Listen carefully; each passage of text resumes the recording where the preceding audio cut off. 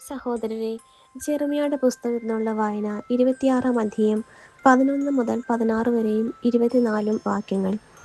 അപ്പോൾ പുരോഹിതന്മാരും പ്രവാചകന്മാരും പ്രഭുക്കന്മാരോടും ജനത്തോടുമായി പറഞ്ഞു, ഇവൻ മരണത്തിന് അർഹനാണ്. എന്തെന്നാൽ ഇവൻ ഈ നഗരത്തിനെതിരായി പ്രവചിച്ചിരിക്കുന്നു. നിങ്ങൾ തന്നെ കേട്ടതാണല്ലോ.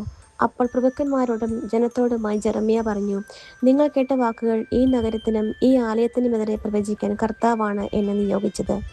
നിങ്ങളുടെ മാർഗങ്ങളും ചെയ്തികളും നന്നാക്കുവിൻ. നിങ്ങളുടെ ദൈവമായ കർത്താവിൻ്റെ വാക്കുകൾ അനുസരിക്കുവിൻ. നിങ്ങൾക്കെതിരായി പ്രഖ്യാപിച്ച അനർത്ഥങ്ങളെക്കുറിച്ച് അപ്പോൾ അവിടുന്ന് അനുതപിക്കും. ഞാനിതാ നിങ്ങളുടെ കൈകളിലാണ്. നീതിയും യുക്തവും എന്ന് നിങ്ങൾക്ക് തോന്നുന്നത് ചെയ്തുകൊള്ളുക.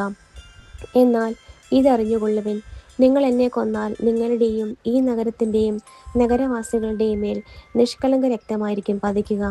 എന്തെന്നാൽ ഈ വാക്കുകൾ നിങ്ങളോട് പറയാൻ സത്യമായും കർത്താവാണ് എന്നെ അയച്ചിരിക്കുന്നത്.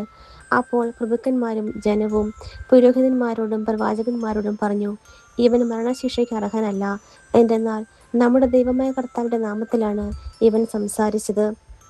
എന്നാൽ ജനം ജെറമ്യായെ വധിക്കാതെ ഷാഫാന്റെ പുത്രൻ അഹിക്കാം അവനെ രക്ഷിച്ചു.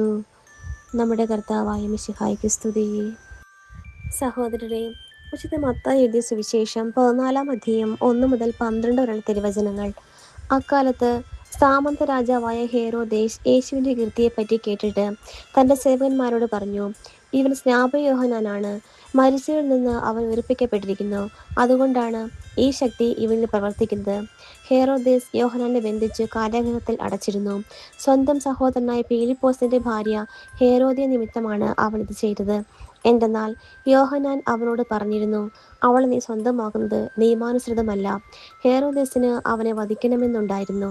എങ്കിലും അവൻ ജനങ്ങളെ ഭയപ്പെട്ടു. എന്തെന്നാൽ അവർ യോഹന്നാനെ പ്രവാചകനെ പരിഗണിച്ചിരുന്നു. ഹേരോദേസിൻ്റെ ജന്മദിനത്തിൽ ഹേരോദ്യയുടെ പുത്രി രാജസദസ്സിൽ നൃത്തം ചെയ്ത് അവനെ സന്തോഷിപ്പിച്ചു. തന്മൂലം അവൾ ചോദിക്കുന്നതെന്തും നൽകാമെന്ന് രാജാവ് അവളോട് ആണയിട്ട് വാഗ്ദാനം ചെയ്തു. അവൾ അമ്മയുടെ നിർദ്ദേശമനുസരിച്ച് പറഞ്ഞു, സ്നാപക യോഹന്നാന്റെ ശിരസ് ഒരു തളികയിൽ വെച്ച് എനിക്ക് തരിക. രാജാവ് ദുഃഖിതനായി. എങ്കിലും തൻ്റെ ശബ്ദത്തെയും അരുതികളെയും പരിഗണിച്ച് അത് അവൾക്ക് നൽകാൻ അവൻ ആജ്ഞാപിച്ചു. അവൻ കാരാഗൃഹത്തിൽ ആളയച്ച് യോഹന്നാന്റെ തല വെട്ടിയെടുത്തു. അതൊരു തളികയിൽ വെച്ച് പെൺകുട്ടിക്ക് നൽകി. അവൾ അത് അമ്മയുടെ അടുത്തേക്ക് കൊണ്ടുപോയി. അവൻ്റെ ശിഷ്യർ ചെന്ന് മൃതശരീരം എടുത്ത് സംസ്കരിച്ചു. അനന്തരം അവർ യേശുവിനെ വിവരം അറിയിച്ചു. നമ്മുടെ കർത്താവായ മിശിഹായ്ക്ക് സ്തുതി.